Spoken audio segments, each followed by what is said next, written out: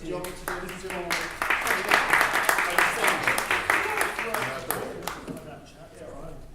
think we're going to speak individually first, aren't we? So Ford's going to go first. Does that work? Oh, great. Does that work without the mic? I can hear, there's a mic here, isn't there? Is that much better? Okay, pick up one of those and hold it against the dimple in your chin.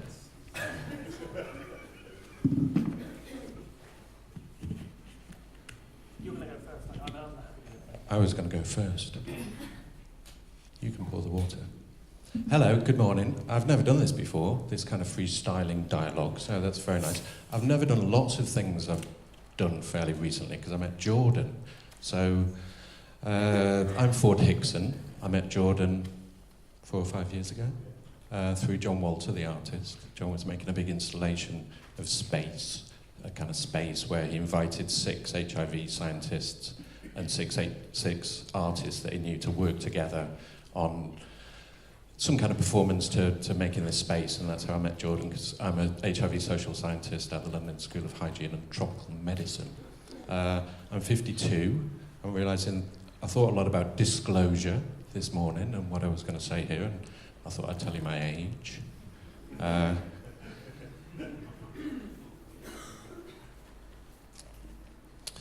I started doing HIV research over 25 years ago. Matthew's just published a book about gay sex, gay shame, gay mental health.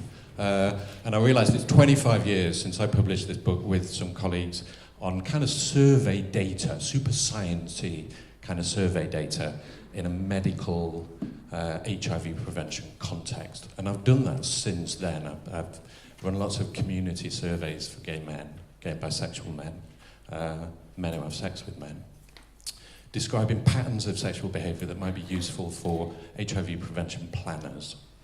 So I talk about fucking a lot, and I was kind of famous fairly early, not just because I'm from Manchester, so I've got that kind of U sound, but also because I would say fucking in conferences. And I talked about fucking a lot because fucking was the main way that HIV was being passed around. People didn't want to talk about it. Condoms were a godsend because it meant everyone could talk about condoms and never actually talk about fucking. But the pattern of fucking and the pattern of condoms determines the spread of sexually transmitted infections. And if you're trying to change the pattern of fucking in a population, you better know something about it and what it means to people. So I did quite a lot of qualitative research as well as these numbery surveys on fucking, I suppose. And when I read Matthew's book, which I loved and I recommend everyone buy or Kindle or not least because he's really nice about me in it, I was really struck by Matthew saying we need to take the heat out of anal sex.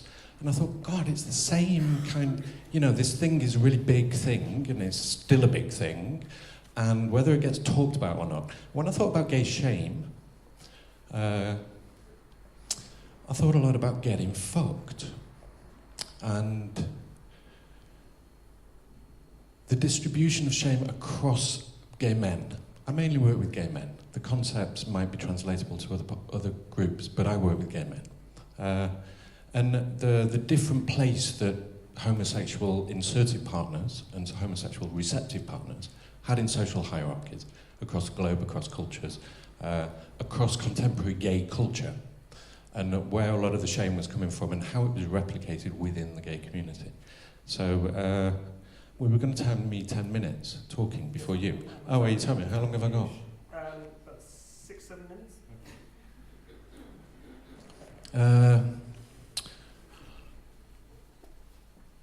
I thought this was going to be more, I didn't think this was, I was hoping this was going to be more interactive, so I was going to leave a few of my 10 minutes to allow you to ask me anything that you wanted. I was thinking about my most shameful experience.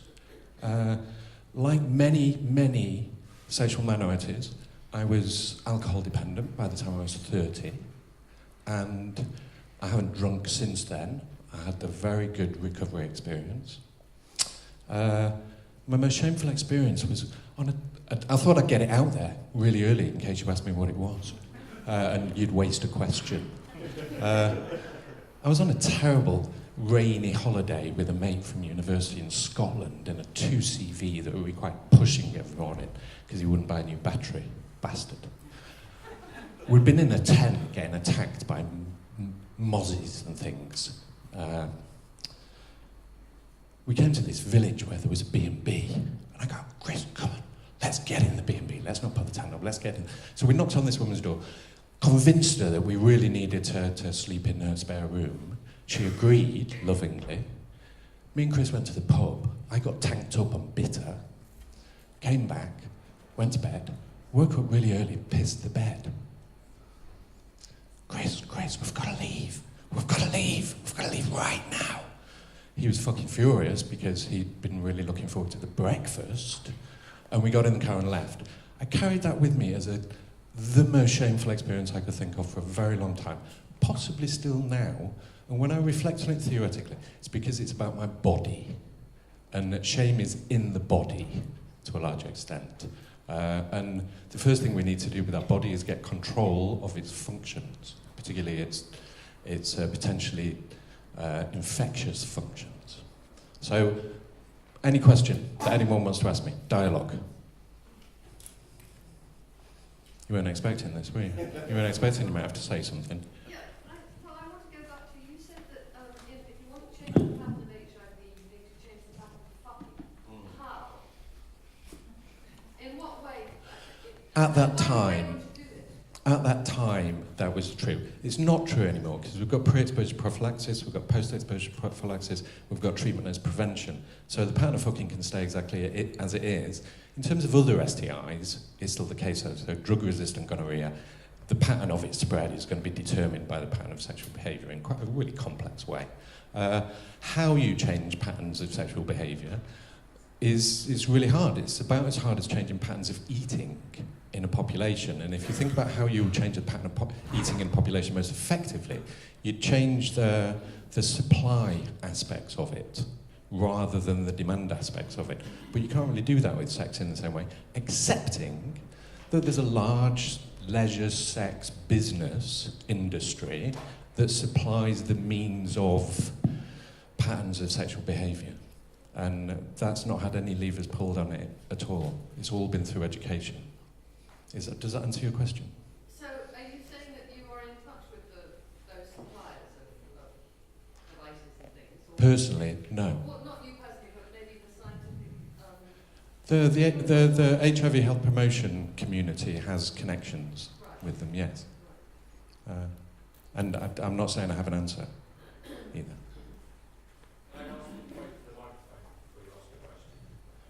Have I got time for another one? Yeah, got time for another one. I was hoping it'd be something a bit more personal, but that's okay. So you talk about this shame existing within your body. Oh, sorry, what? Hey. So you were talking about the bodily experience of shame, or the bodily function relating to shame. Could you talk a little bit about the existence and perhaps transformation of that in the process of sobriety, or of how that would relate to the experience of addiction?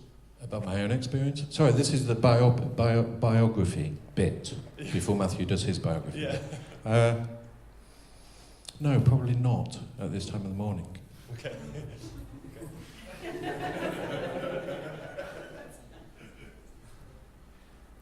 Shall I dive in? Matthew's going to dive in. Thank you very much for your attention on that slightly rambling, unscripted bit.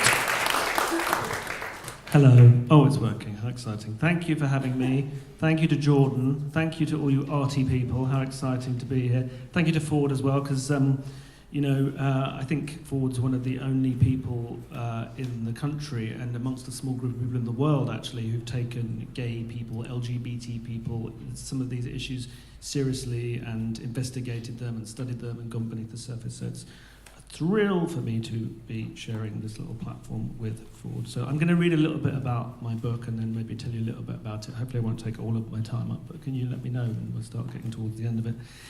So, this is from my book called Straightjacket, which is, at the moment, it's called How to Be Gay and Happy. The paperback's out next month, and we've changed that subtitle to Overcoming the Legacy of Society's Gay Shame. So there we are. Couldn't be more relevant to today.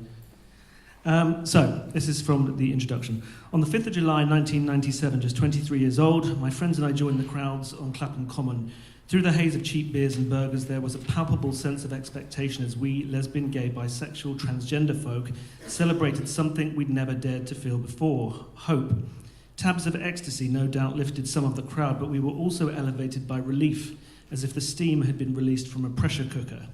On stage, a new thing. An out-from-the-beginning TV presenter called Graham Norton filmed a clip for a forthcoming Channel 4 documentary which saw him lead the entire crowd in a united shout of, "We want equality, Mr. Blair." And for the first time ever, we dared to believe we might actually get it. As our pop heroes Pet Shop Boys took to the stage declaring, "It's beautiful to be here," it felt as though a tanker was slowly beginning to turn. The tears finally fell as, against the hazy blue of a perfect London summer evening, Holly Johnson sang "The Power of Love," fireworks exploding overhead. As they burst into showers of sparkles, it was as if each was an insult or a sneer, a hateful tabloid headline, a schoolyard punch or kick that we'd all endured, finally breaking apart, burning up and blooming into beautiful coloured stars, and dissipating into nothing but the warmth of the night. I remember crying, not wanting to leave, being led through the beer cans, hugging random strangers as we met. History was being made. The hellish social environment in which every single person on Clapham Common that day had grown up with was shifting. Change was here for us to embrace, knowing that so many people had gone before us who could never have dreamed of the freedoms that were about to be ours. And indeed, nearly 20 years later, for many of us, it is happening. A year after David and Adrian's wedding, that's for two friends of mine who I mentioned at the very beginning of the book who got married.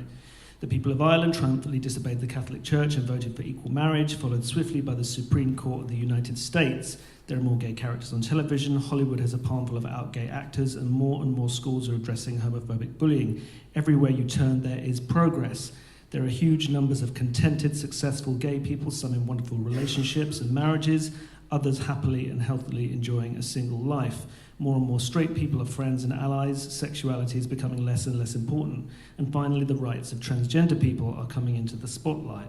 There is much to celebrate indeed. But look deeper, and there is a problem. Disproportionately high levels of depression, self-harm and suicide, not uncommon problems with emotional intimacy, people keeling over dead in saunas, the highest rates of HIV infection since the epidemic began in the 1980s, although it's great that they are starting to come down, hurrah. And now a small but significant subculture of men who are using, some injecting, seriously dangerous drugs, which, despite accusations of hysteria from the gatekeepers of the gay PR machine, are killing too many people. It is the irony of ironies that the word we chose for ourselves, gay, which originally meant jolly, carefree and happy, has come to describe a group of people who collectively can sometimes appear anything but. I will state here for the first time of many that most gay people are not taking drugs, most gay men are not dependent on alcohol and are neither sex addicts nor bitchy, unhappy, miserablists propping up bars in desperation over their lonely lives. I was. The opposite is true. But there are patterns that seem disproportionately common and it's time to address them. For although over the last 30 years HIV and AIDS have been considered the number one problem, the true public health crisis for LGBT people is that of poor mental health, low self-esteem, and the damaging ways in which we cope. At the core of this problem is a shame that has been inflicted upon us so powerfully that those of us whom it affects often do not even realise it. It is a shame with which we were saddled as children, to which we continue to be culturally subjected, and which is magnified by the pinball machine, gay scene and culture that sends some of us spinning from one experience to the next. As therapist and author Dr. Joe Court states so well in his book, 10 Smart Things Gay Men Can Do to Improve Their Lives, what's wrong is not our sexuality itself, but our experience of growing up in a society that still does not fully accept that people can be anything other than heterosexual and cisgendered, born into the physical gender you feel you are. It is the damage done to us by growing up strapped inside a cultural straitjacket, a tight-fitting, one-size restraint imposed on us at birth that leaves no room to grow inside its narrow confines. It makes no allowances for the fact that, yes, indeed, some people are different and we deserve and need to be supported and loved for who we are too. The time to address these problems is now. I just want to read you a little bit specifically about shame that comes across a little bit later, if I can find it. Told you it was hardcore. Did I tell you it was hardcore? It is hardcore. is a difficult subject. Shame. It's painful, isn't it? Shame. And that's what we have to talk about. Okay. This is a quick bit about shame. All over the world, leading experts on emotional trauma, both gay and straight, acknowledge that the psychological pressure on LGBT children is overwhelming. Iconic author John Bradshaw, in Healing the Shame That Binds You, writes that there is no group more shamed than LGBT kids.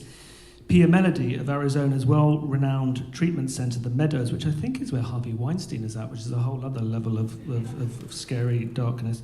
Arizona's world-renowned treatment center, The Meadows, and author of Facing Codependence, says that gay people often feel shamed by society, while in The Velvet Rage, Alan Downs describes gay men feeling overwhelmed by shame, and adds, childhood is the start of the journey for gay men, and it is by far the most difficult and damaging part. And that's just one little tiny piece. I just wanted to give you an example of a couple of stories that people told me when I was writing this book, specifically about their experience of shame.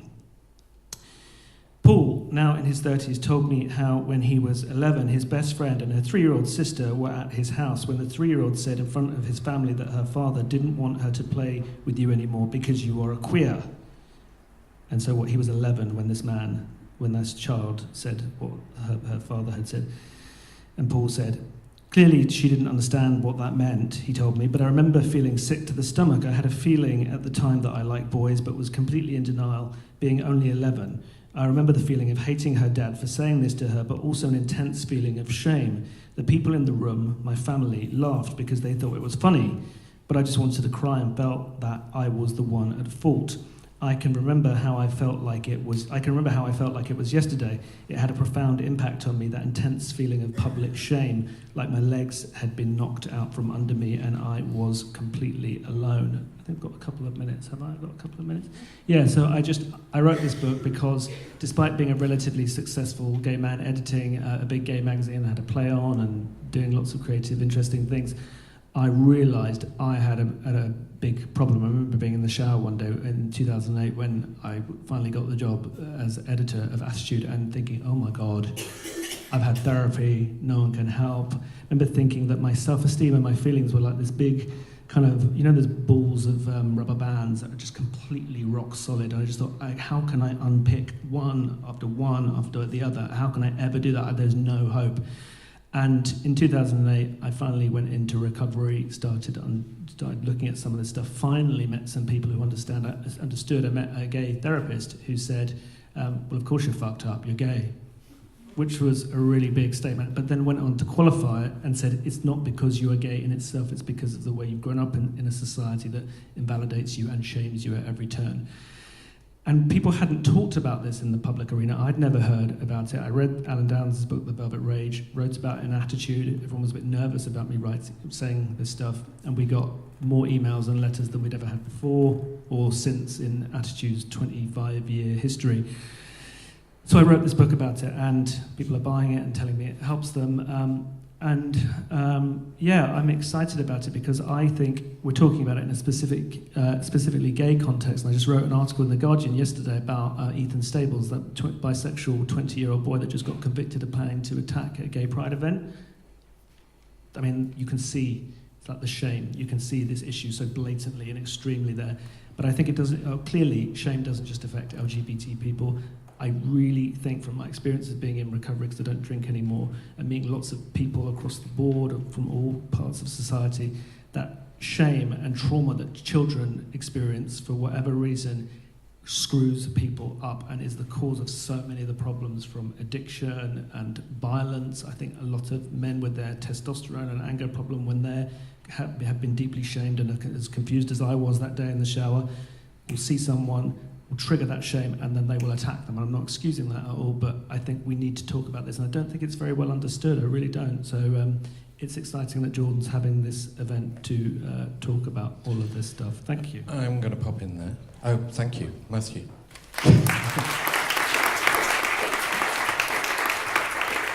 Not quite sure how this is going to work. Thank you, Jordan. He's grinning like a demon. But just picking up, what I've been doing a lot of reading about recently is evolutionary psychology.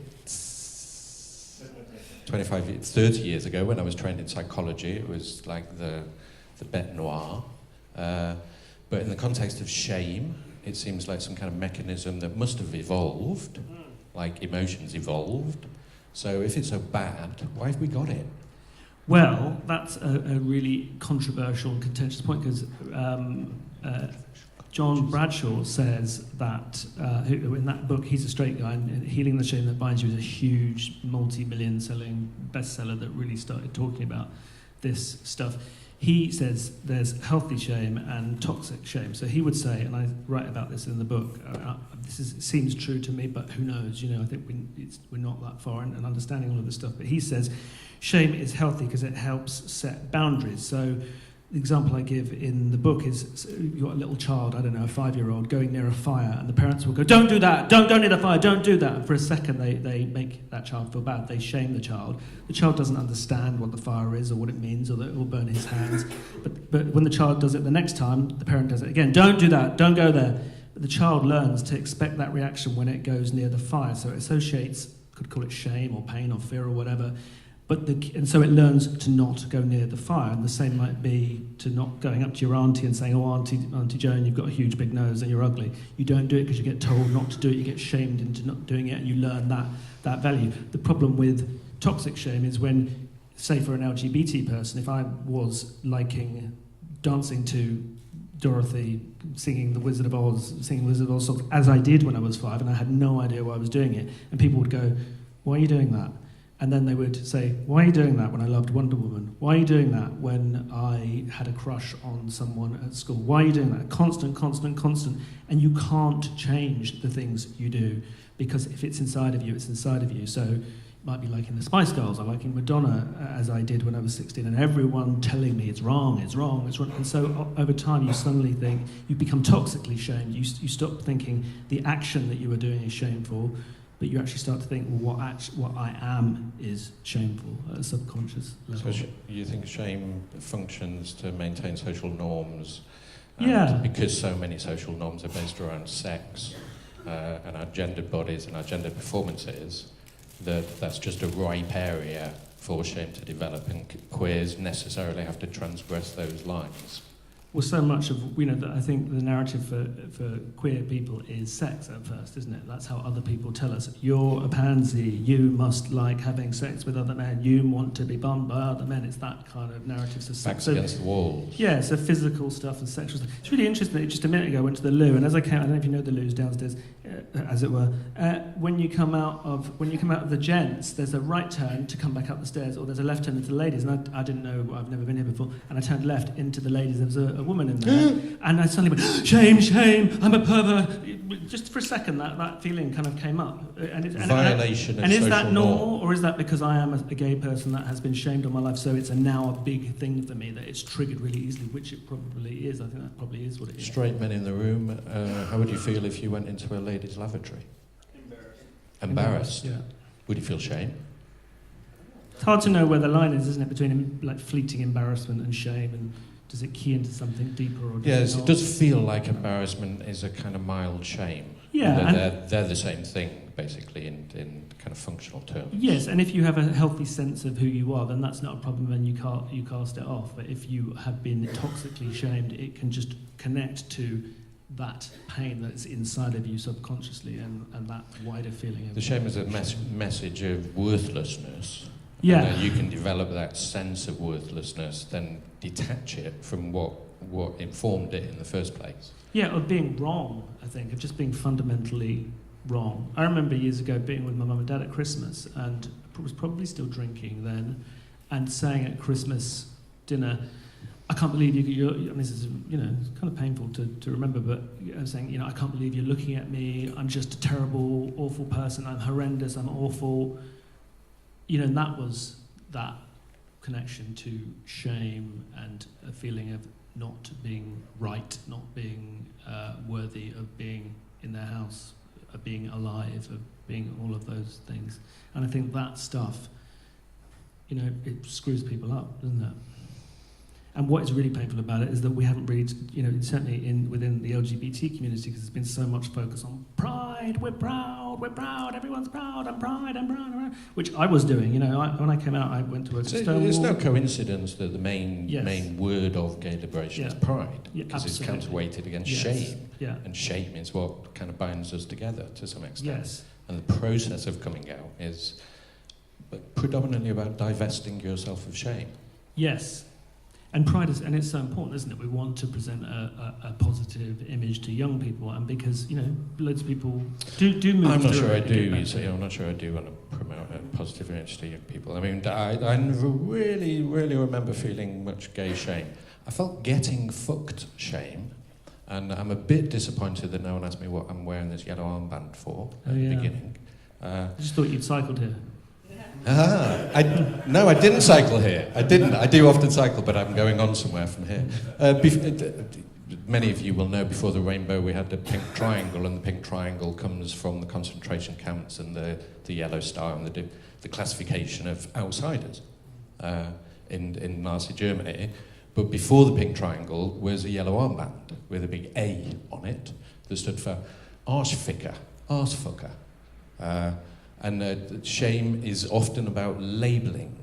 So Panty talking about what gives it away, what's the sign, and this is a really that's the sign. There's no mistaking it. However, it would be completely wrong for me to wear this because I'm not an archficker. I'm a sausage jockey. Yeah, and that is like wearing it upside down or something. It's like even worse. The role of anal intercourse in gay liberation has been really problematic because some people say, no, it doesn't happen. Since Magnus Hirschfeld and Edward Carpenter and Havelock Ellis, they were all at pains to point out that not all gay men, not all homosexuals engaged in anal sex. And then there's been a real reluctance to talk about the minutiae, if you like, that you experience having anal sex. I don't know if anyone saw the Stephen Fry documentary maybe 3 years ago about gay rights across the world. I think he went to Russia, and there's one point where some Russian politician was saying, going on about, you're a buggery, unnatural, disgusting. And Stephen Fry looked cripplingly shamed and said, "Shit, what do I say?" And said, well, he said, I don't do that. We don't do, not of the what do. And Okay, I didn't see that. And I'm not judging him about that because I think that's one of the problems with this, that we all judge. We have judged other gay people for self-loathing, for self-hatred, for being ashamed. It's understandable when we have these things. And I'm not saying he should be doing anything differently, but I just thought it was really interesting. It's such a huge weighted thing, isn't it? Buggery, Difficult that's to against the address. wall, dirty. Yeah, it's And there's another Panty video on YouTube actually of her giving another address somewhere or a performance where she talks about precisely that, which is just fantastic. And her basic point is, you have reduced me to a sexual act as a person, while you have a life, I have a lifestyle, while you have everything, I'm just a sexual act. How dare you do that? I mean, one of the other answers in Russia is there are more heterosexual women have had a penis up their rectum in the last month than there are gay men in Russia, as in England, as in every country in the world. Because you don't need the prevalence of or the incidence of heterosexual anal sex to be very high for the number of people to completely outweigh the number of homosexuals, even if all of them are doing it, which they're not. It's always seems to be about gay anal sex, and that's the problem. It's about the penetrated male is the most shameful thing that we can think of in a sexed society. Yeah, and I think it's important, as we've said earlier on as well, to talk about the fact that this isn't just a question of the terrible straight society. We do this ourselves. I mean, the amount of I was just saying to Ford earlier on, there was a friend of mine, just one of many friends, who had this obsession with if some new person in the group who came into the group, do you think he's a Tom? Do you think he's Arthur? Do you think he's Martha? Do you think he's this? Do you think he's that? Making this judgment that about... That was Arthur and Martha, in case Matthew said it too quickly. Did I say Arthur and Arthur? No, you said Arthur and Martha. Arthur I and was Martha. just reiterating it because it's one of my favourites. Shows how old I am. I once had a pillow with Arthur on one side and Martha on the other. It was great. And you go online, you go on to, gay men here will know, you go on to Grindr apps, and people define themselves by not, you know, I might be into this, or I might be into that, or I might want to do this, or I want to that. I am a top. I am a bottom. So people that now just present themselves just in context of whether or not they fuck or are. And to put it in the context of a little survey data, community-gate surveys really show a pretty regular pattern of if people fuck in time period T, over half of them will have done it both ways. Less than a quarter will have been only receptive, and slightly more than a quarter will have been only insertive. Yeah, I saw someone recently, I'm looking for a real man. You know, it's that kind Real of man. That kind of language that is just everywhere on those apps. I'm glad you got to the real man. What's the real man? Well, that's up for discussion, isn't it? What does it mean? Because to it's be a where man? the overlap between trans experience of oppression and belittlement kind of overlaps with gay experience. They're obviously not the same experience, but the reason for some kind of political coalition is because we have overlapping experiences. And not being a real man or not being a real woman is a similar experience, but for different reasons. You're kind of pegged down for different reasons. Yeah, and it's very painful if you consider that I would probably say almost everybody on an app like Grindr, you know, a man, a bisexual man, a gay man, or a curious man, whatever that person may be, however that person may be identifying, has had some thought or feeling of insecurity about their maleness because of the fact that we are shamed as gay men growing up. And then you go onto an app and then you've got other people telling you, yeah, you're not actually a man, you should be ashamed, you shouldn't be bottoming, you should be this. All men yeah, have probably that that's true anxiety too. about not Yeah. being man enough. Yeah, that's true, but I do think that we have it, and but it's just part of our everyday, not every day, but it's such a huge part of our growing. I tend to think adolescence. now that, you know, that looking at lots of survey data over and over again, it's usually the case that the variation in a group is always greater than the difference between that group and another group. So a bit like the price of beer. When I first moved to London, people said, oh, the beer must be expensive. And it was, as an average, but you could get a cheaper pint of beer in London than you could pay for in Manchester. So they overlapped. And, you know, there are statistical measures of the overlap of profiles of a characteristic in a population. So I would bet £5. If you had a measure of not feeling man enough, not feeling like a real man, and you applied it to the entire male population, and you looked at the data by sex of partner in last year, the profiles would overlap. You'd find a lot of straight men who felt less like men than some gay men feel like men. I agree completely that the gays would be on the lower end, as a group. But the ways in which gay men manage to feel like men by saying, at least I'm not getting fucked, or I go to the gym, I don't wear perfume, I don't do any of those feminine things, the epitome of which is getting fucked, then I am a man. And it's a really common response to oppression is to say, well, at least I'm not like them over there. And looking back at sex, anal sex, the kind of history of why it's marginalised or put down, and at least it's not bestiality. There are worse things that you can do in the scheme of sexual sin in Thomas Aquinas, and one of them is have sex with animals. So I might be getting fucked, but at least I'm not getting fucked by a horse. What can I say to that? It's the 90s. I'm a bit thrown by that. No, that's fine. I was just talking to a young guy who came to interview me for some student radio thing just recently, and he was really open about all of his struggles. And he was only 20, I think, because there's a narrative that, we'll talk about this in a minute, but there's a narrative that young people are fine and don't have any of these issues. But I think that narrative is always there, because I think when young people come out, as I did, I was bouncing around the gay scene, working at Stonewall, going on pride marches, very political, having an amazing time. And I think it's very easy to think that those young people don't have any of these issues. This young man I was talking to the other day was saying to me, I really hate effeminate men, and I really hate gay pride marches. I think they're an excuse for people just to be effeminate and to show off. But the crucial thing about that... They're bringing us into disrepute. They're Yes. bringing us into disrepute. Yes, which is a very common thing to hear. But the great thing about that is that he was talking about it. He realised that this was an issue, and let's talk about it, and let's get that stuff out in the open and discuss it. And I've seen, I mean, you've been on forums and like social media things where someone might have done something, said something like that, and everyone just piles in, attacking, and I think that drives it underground. Let's talk about it. It's understandable. Let's give ourselves a break. And another thing about shame... A bit like Panties, Yes, it would be amazing if we didn't feel like this. What a brave thing for her what a great thing to say, and I hate myself sometimes, and I check myself, and why am I like this? It's so important to talk about that, and I think that's the way forward. It's really interesting that...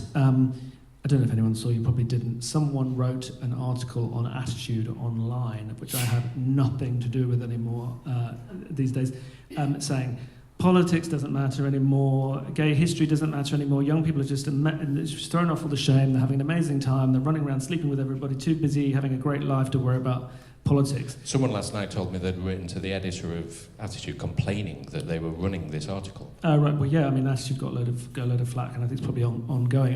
And I didn't agree with that, and he mentions my book, and I know the guy, he doesn't really agree with what I say in the book, which is fair enough. But what I also think is equally interesting is the level of attack of people, of gay people, by other gay people, when we do something wrong or say something like that. I saw Ollie Alexander from years and years constructively saying he might have some points in there, but I think it's kind of dangerous, and I think he should think about this and this and this.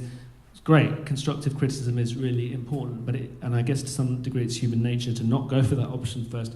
But the amount of, fuck you, how dare you, destroy, kill you, delete your profile, kill yourself. It just goes on and on and on. I had someone tell me to kill myself. Can't wait till Matthew Todd kills himself. Did you? When we put a guy called Matt Jarvis, a West Ham United football player, on the cover of Attitude, because it's hard to get anyone to be on the cover of a magazine when you're editing it, when you don't pay for them. We never paid for them.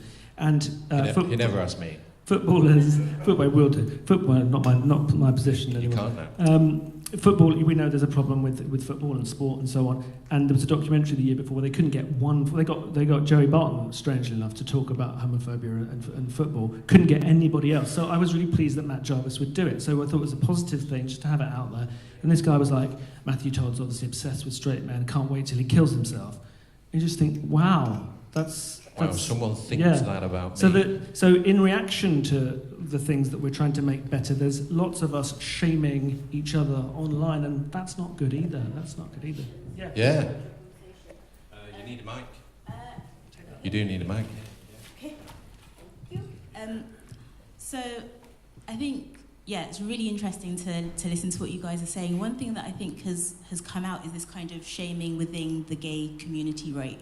And you've got shame from straight people, so you talked about childhood and, being raised to kind of feel that there's something wrong with you, there's something wrong with your preferences, your likes and dislikes, whatever.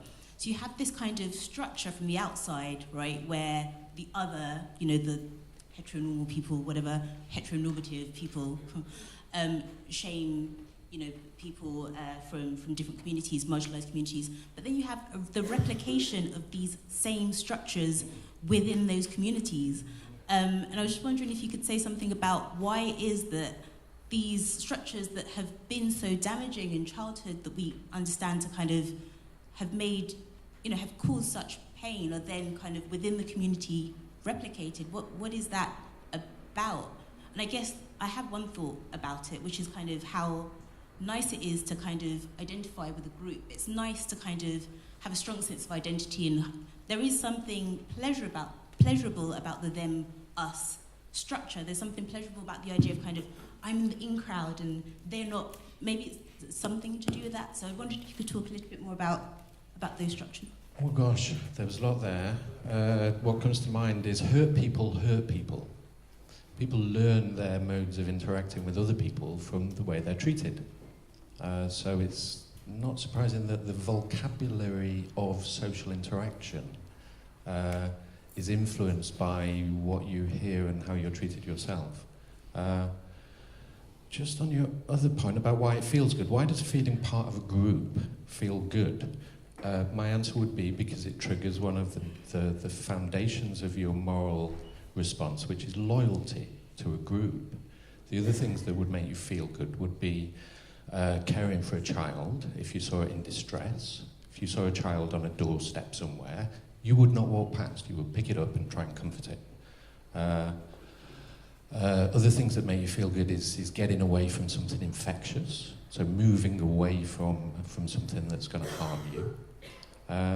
Knowing where you are in relation to someone in a social hierarchy, and people acting appropriately to where you think they are in the social hierarchy.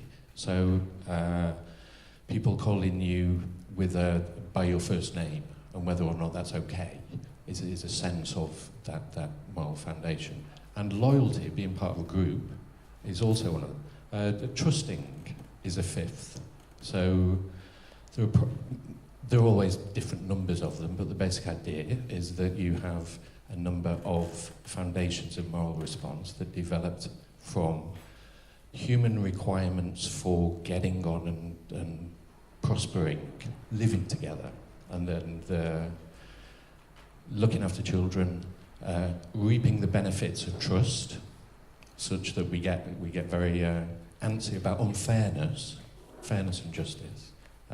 Being part of a group, which allows us to be better than that group, and being a traitor becomes a real kind of shameful thing to do. Knowing where you are in a social hierarchy, authority, submission, that if you have a group of people where there is no social hierarchy, they tear themselves apart. Yeah. What a dominant character in a population does is stop all the other characters from fighting with each other. So it is functional for a group of people. And what I think is really central to our current experience of shame, which is about sanctity and disgust and feelings of pollution, which is required to keep away from infections, particularly when you're living in a much bigger group of people. The pathogens that are going to be bad for me are the ones that are bad for you. So a group of people is probably more dangerous in terms of pathogens than a crocodile is to me, because the things that bother the crocodile don't bother me. The things that bother me are the things that other people have. So knowing to keep away from things that might be damaging for me is really important. And the bodily control, having control of our bodily functions, is a kind of first step of infection control, which is why we find it so shameful when we can't have them anymore. So I don't think shame is a single module, evolutionarily.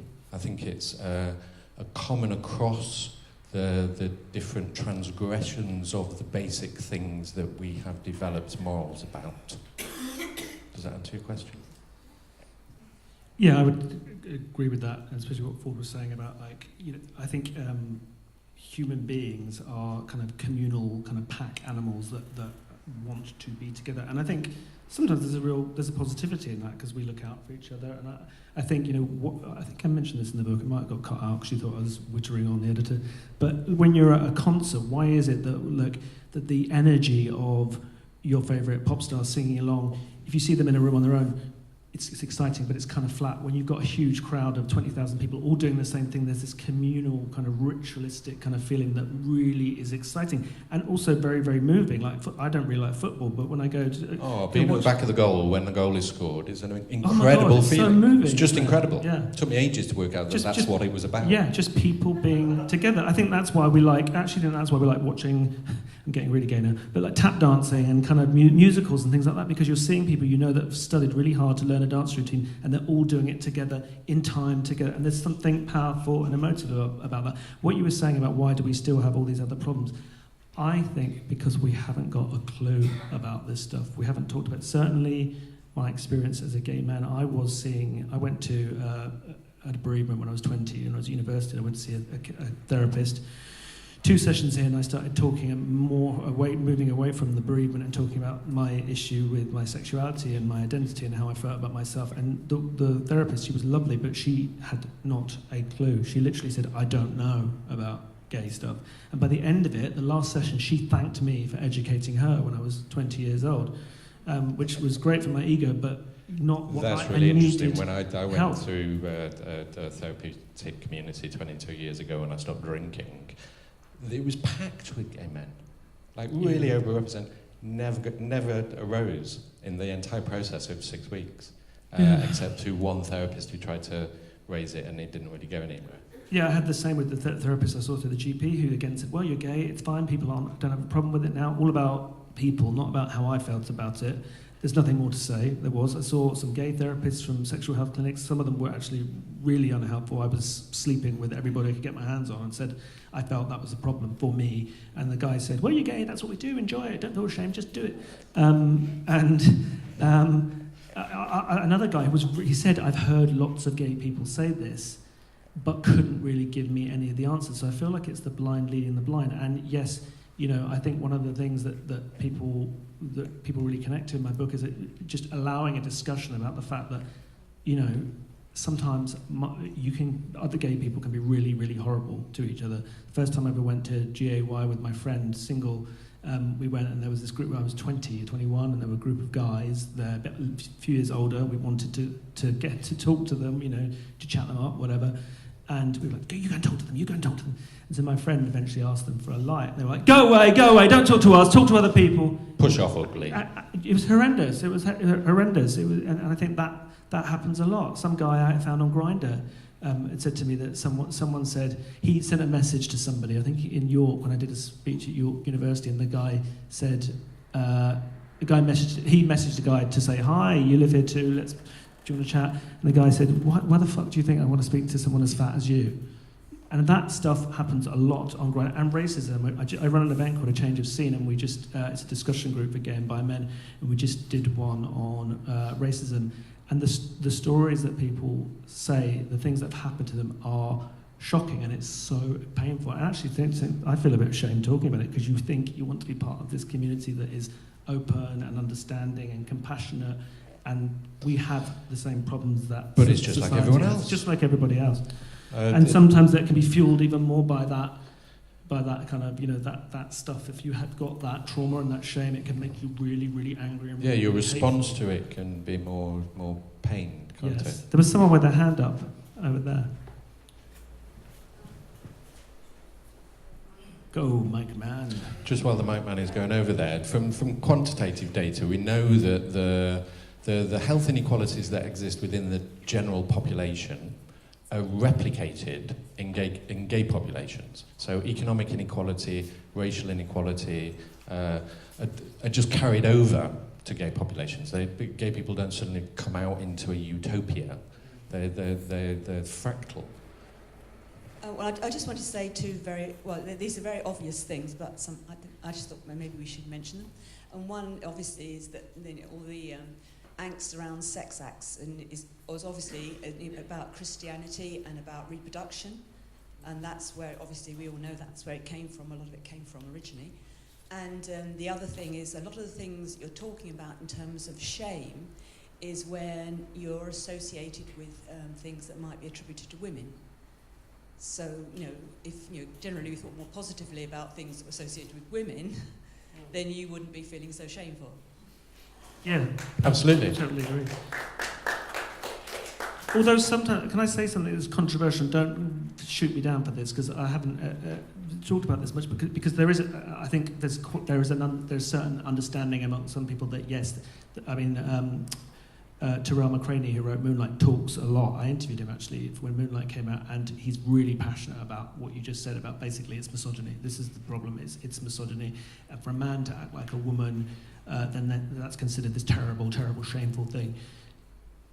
I think that clearly misogyny is huge, isn't it? But then it's also interesting that, that sometimes gay women will also be, people really freak out and are really homophobic towards them if they might be considered to be more masculine. So is there something going on with just this, we've been so cultured to think that boys must act in this way, girls must act in this way, and if you ever diverge or do anything different, then suddenly this kind of tumbling shame is kind of put upon you. So it's really complicated. But I do think the exciting thing is that we are talking about this stuff now. We are addressing it, you know, with the Me Too movement and everything that's happened with Harvey Weinstein. That stuff is, I know it's not perfect and it's, you know, going to be messy and difficult, but it's being talked about. Race and stuff is being talked about more and more, and I think some of this gay stuff will be talked about. So hopefully we're going in the right way. Saying that, there's Trump, but let's not even go into that. So, yeah, somebody else had their hand up, I think, didn't they? Just to say, I completely agree. Homophobia is a kind of sexism.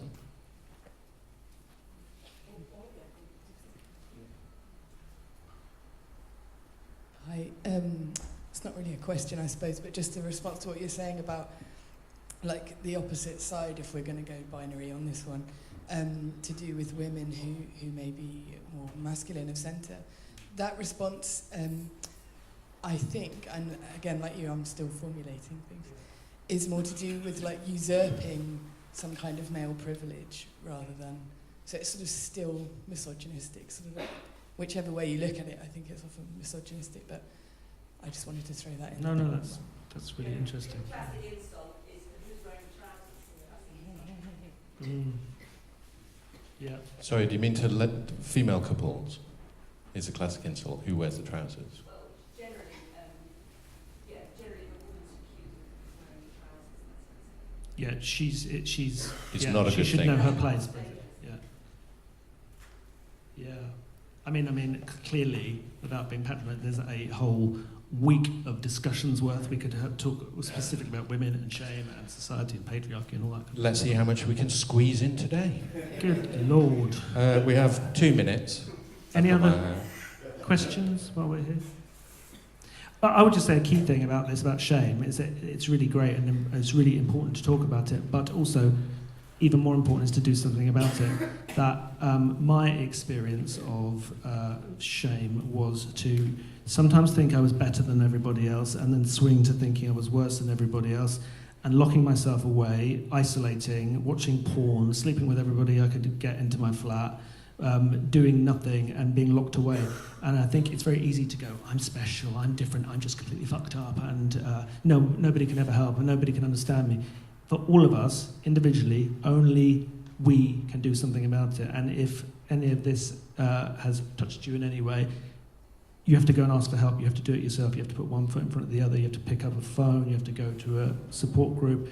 And things do get better. You don't have to stay trapped in it. And loads of people do. Loads of people will literally live and die across the board, gay, straight, whatever. But we can do something about it. And life's too short. We need to feel better about ourselves. It's so much easier. And we can do it. And I really hope that the LGBT movement looks inwards a bit more to deal with some of this stuff, because we've worked on all the laws and, you know, trying to get footballers to wear rainbow laces, and all of those things are really important, but dealing with the damage that has been done to us so that we can live the best lives we can for ourselves is the most important thing, I think. Here, here. Thanks, everyone. Thanks, Jordan.